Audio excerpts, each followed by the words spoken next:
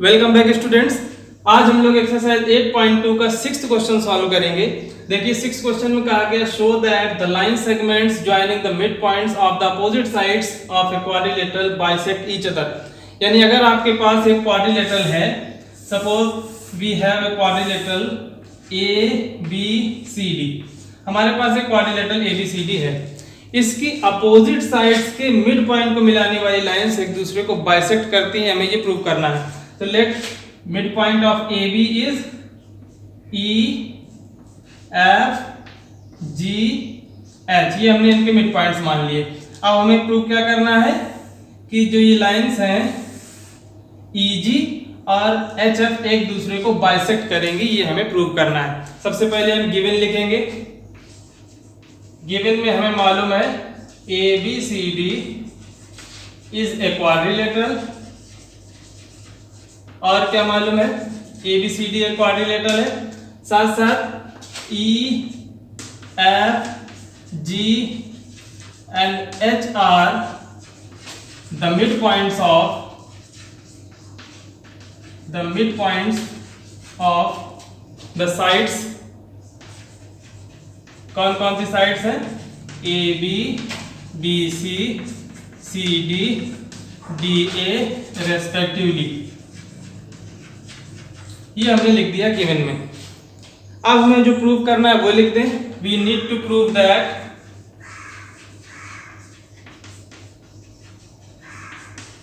हमें प्रूव करना है कि HF and EG bisect each other, एक दूसरे को बाइसेक्ट करते हैं। इसको प्रूव करना बहुत इजी है, क्योंकि हम लोग ये हर एक क्वेश्चन में प्रूव करते चले आ रहे हैं, जितने भी क्वेश्चंस हम लोग लगा रहे हैं अभी इस एक्सरसाइज के। अब देखिए, अगर हम H से G को मिला दें,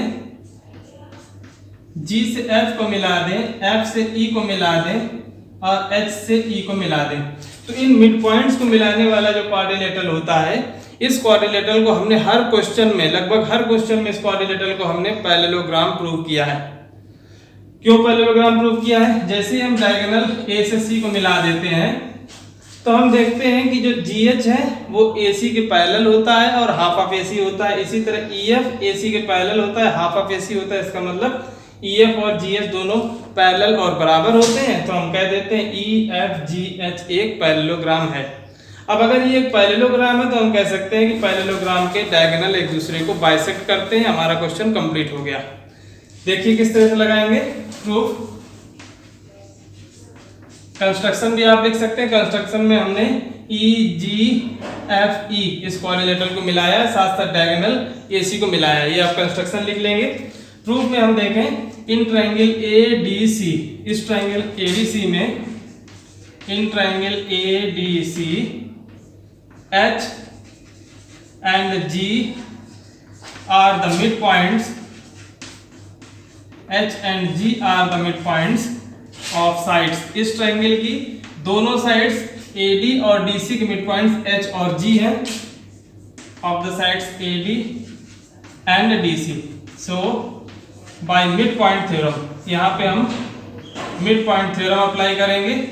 midpoint theorem से हम कह सकते हैं कि HG is parallel to AC and HG is half of AC। ये हमारी इक्वेशन नंबर 1 हो गई। सेम चीज हम ट्रायंगल ABC में कह सकते हैं कि AB का मिड पॉइंट E है, BC का मिड पॉइंट F है, तो बाय मिड पॉइंट थ्योरम हम कह सकते हैं EF is parallel to AC and EF is half of AC। Similarly इसी तरह से हम बता देंगे इन ट्रायंगल ABC, इसी तरह से ट्रायंगल ABC में E and F are the midpoints of AB and BC। E and F are the midpoints of sides AB and BC। So by midpoint theorem से हम ये कह सकते हैं कि EF is parallel to AC and EF is half of AC। ये equation number 2 हो गया। अब हम इक्वेशन नंबर 1 और 2 से ही कह सकते हैं कि AC के पैरेलल HG भी है, AC के पैरेलल EF भी है। इसका मतलब हम कह सकते हैं कि HG और EF आपस में पैरेलल है और इक्वल है। फ्रॉम इक्वेशन 1 एंड 2, इन दोनों इक्वेशन से हम कह सकते हैं EF is parallel to HG and EF is equal to HG। ये हमारी इक्वेशन नंबर 3 होगी। तो हम इस क्वाड्रिलेटरल EFGH में देख सकते हैं कि हमें एक पेयर अपोजिट साइड का पैरेलल और इक्वल मिला। हमने प्रूव कर दिया है EF is parallel to GH and EF is equal to GH। इसका मतलब EFGH एक पैरेललोग्राम होगा। Therefore EFGH is a parallelogram. यही हमें प्रूव करना था। EFGH एक पैरेललोग्राम है और पैरेललोग्राम की प्रॉपर्टीज हम लोग जानते हैं कि diagonals of parallelogram bisect each other. अब देखें कि इस पैरेललोग्राम EFGH में डायगोनल्स क्या है। GE एक डायगोनल है एंड HF दूसरा डायगोनल है। इसका मतलब GE और HF एक दूसरे को बाइसेक्ट करते हैं। यही हमें प्रूव करना था कि इन दोनों अपोजिट साइड्स के मिड पॉइंट को मिलाने वाली जो लाइंस हैं वो एक दूसरे को बाइसेक्ट करेंगे। हमने ये दिखाया कि EFGH एक पैरेललोग्राम है and diagonals of parallelogram bisect each other. It means GE and HF are bisecting each other. Therefore GE and HF are bisecting each other, hence prove. अब हम लोग इस एक्सरसाइज के लास्ट क्वेश्चन, क्वेश्चन नंबर 7 को solve करेंगे। ABC is a triangle right angle at C. A line through the midpoint of M of hypotenuse AB and parallel to BC intersects AC at D. Show that D is the midpoint of AC. एक right angle triangle है तो हमने एक ये right angle triangle बनाया। बाउंडेशन क्या दिया गया है, राइट एंगल्ड एट C। तो यहाँ पे C होगा और A B you are free, कहीं भी आप मान सकते हैं। यहाँ पे आप A और यहाँ पे B ले सकते हैं। तो ABC is a right angle triangle, right angle at C। Next आप देखें, a line through the mid point M of hypotenuse AB। इस हाइपोटेनस AB का मिड पॉइंट M है। इस मिड पॉइंट M से एक लाइन खींची जा रही है जो कि पैरेलल है BC के। इस साइड BC के पैरेलल है, हमने इसके पैरेलल बना दी और AC को मिड इस पॉइंट D पे इंटरसेक्ट कर दी। AC को पॉइंट D पे इंटरसेक्ट कर दिया। अब हमें प्रूव करना है D is the mid point of AC, D AC का भी मिड पॉइंट होगा, हमें ये प्रूव करना है। तो सबसे पहले आपको फिगर बनाना इंपॉर्टेंट है। फिगर आपको समझ में आ गया होगा। ABC एक right angle triangle, right angle at C। तो हमने 90 डिग्री की जगह पे C लिखा। उसके बाद हाइपोटेनस AB का मिड पॉइंट M है। M से इस साइड BC के पैरेलल एक लाइन ड्रॉ की जा रही है जो कि दूसरी साइड AC को D पॉइंट पे इंटरसेक्ट करती है। और फर्स्ट पार्ट हमें सॉल्व करना है कि D इस साइड AC का मिड पॉइंट है। अब आप देखिए, D को मिड पॉइंट हम लोग बड़ा आसानी से converse of mid point theorem को अप्लाई करके प्रूव कर सकते हैं। देखें, इस ट्रायंगल ABC में अगर हम इस ट्रायंगल को इस तरह से बना लें तो ये पोजीशन बन रही, देखिए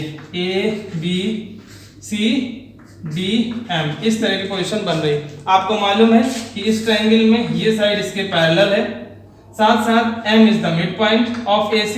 तो जाहिर सी बात है कन्वर्स हम अप्लाई करेंगे तो D भी इस साइड AB का मिड पॉइंट होगा। फर्स्ट आप प्रूव कर सकते हैं, इन ट्रायंगल ABC, इस ट्रायंगल ABC में side MD is parallel to side BC, MD is parallel to BC, ये दिया गया है। फिर M is the mid point of AB, M is the mid point of AB। So by converse of midpoint theorem, by converse of midpoint theorem हम कह सकते हैं, we can say that D is the midpoint of AC। तो आप समझ गए होंगे हमने कन्वर्स अप्लाई किया है। हमें मालूम था कि इस ट्रायंगल ABC में BC के पैरेलल साइड MD है, M is the mid point of AB। तो जब हम कन्वर्स अप्लाई करेंगे तो इस मिड पॉइंट से जाने वाली लाइन दूसरी साइड के पैरेलल तीसरी साइड को भी मिड पॉइंट पे इंटरसेक्ट करती है, ये हमें कन्वर्स मालूम है। इसका मतलब DAC का मिड पॉइंट होगा। फर्स्ट पार्ट हमारा प्रूव हो गया, इसको हम मिटा देते हैं। अब हम लोग सेकंड पार्ट की ओर बढ़ेंगे। सेकंड पार्ट में आप देखिए हमें प्रूव करना है MD is perpendicular to AC। MD is perpendicular to AC। MD को AC के परपेंडिकुलर प्रूव करने में और भी कठिनाई नहीं होगी। आप देखें ये दोनों साइड्स पैरेलल है और ये एक ट्रांसवर्सल है, तो ये दोनों एंगल्स भी बराबर होंगे। कौन से एंगल होते हैं ये? Corresponding angles. So angle ACB is equal to angle ADM होगा, क्योंकि ये करेस्पॉन्डिंग एंगल्स हैं, ये दोनों पैरेलल लाइंस हैं और CD इसमें ट्रांसवर्सल की तरह काम करेगी। B part we have BC is parallel to MD and AC is transversal। AC transversal की तरह काम कर रही है। Therefore angle BCA is equal to angle MDA is equal to 90 degree. क्यों? करेस्पॉन्डिंग एंगल्स, ये करेस्पॉन्डिंग एंगल्स हैं और करेस्पॉन्डिंग एंगल्स इक्वल होते हैं अगर एक पैरेलल लाइन के पेयर को कोई भी ट्रांसवर्सल इंटरसेक्ट करती है। करेस्पॉन्डिंग एंगल्स हो गए। देयरफॉर जो हमें प्रूव करना था MD is perpendicular to AC, हमने बता दिया कि ये एंगल 90 डिग्री का है, तो MD AC पे परपेंडिकुलर होगी। इस तरह से हमारा सेकंड पार्ट प्रूव हो गया। अब हम थर्ड रोमन की ओर बढ़ेंगे। थर्ड रोमन में हमें प्रूव करना है CM MA दोनों बराबर है। CM और MA, C से हमने M को मिला दिया। अब हमें ये प्रूव करना है कि ये CM और MA ये दोनों बराबर है और MA equal to half of AB तो हमें ऑलरेडी मालूम है, M is the mid point of AB। तो सिर्फ हमें ये दिखाना है कि CM इक्वल टू MA। देखिए CM और MA इन दोनों ट्रायंगल्स के कंपोनेंट्स हैं। एक ट्रायंगल हमारा ये बन रहा है CMD और दूसरा ट्रायंगल बन रहा है AMD। अगर हम किसी भी तरह से इन दोनों ट्रायंगल्स को कॉन्ग्रुएंट प्रूव कर दें तो हम उनके करेस्पॉन्डिंग कंपोनेंट्स से दिखा सकते हैं कि CM इक्वल टू MD। देखिए third Roman, in triangle CMD and triangle AMD, इन दोनों ट्रायंगल्स में हमने अभी भी प्रूव किया है कि D is the mid point of AC। First part में हमने प्रूव कर दिया D is the mid point of AC। तो हमें मालूम है CD equal to DA। CD equal to DA कहां से? फर्स्ट रिजल्ट, पहले रिजल्ट में हमने ये बता दिया है कि CD equal to DA। Next हमने ये बता दिया है कि MD इस लाइन पे परपेंडिकुलर है, इसका मतलब angle MDA equal to angle MDC होगा। तो angle MDC is equal to angle MDA, ये दोनों के दोनों राइट एंगल हैं। नेक्स्ट आप देखें MD जो साइड है वो इन दोनों में कॉमन है। MD is equal to MD, this is common on both triangles. दोनों ट्रायंगल्स में ये साइड कॉमन है। देयरफॉर कौन सा यहाँ पे कॉन्ग्रुएंस क्राइटेरिया लग गया? हम लोग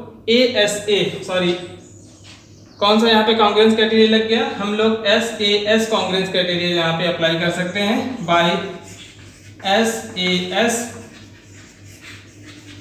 कॉन्ग्रुएंस रूल हम ये कह सकते हैं कि triangle CDM is congruent to triangle ADM।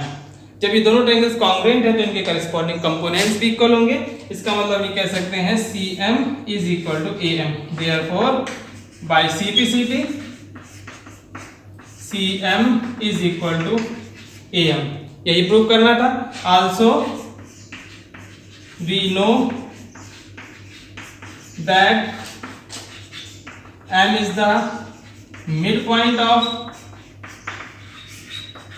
AB, so AM is equal to BM is equal to half of AB हो जाएगा। अब हम इन दोनों को अगर कंबाइन कर दें, ये इक्वेशन नंबर 1 हो गया, ये इक्वेशन नंबर 2 हो गया, तो इन दोनों को हम कंपेयर करके बता सकते हैं CM equal to AM equal to half of A B. तो इस तरह से हमारी ये एक्सरसाइज कंप्लीट हुई, साथ साथ ये पूरा चैप्टर भी कंप्लीट हुआ। अगर आपको कोई भी डाउट है इस चैप्टर से रिलेटेड तो आप मुझे मैसेज कर सकते हैं, मैं तुरंत उनका वीडियो बना के शेयर करूंगा। Thank you.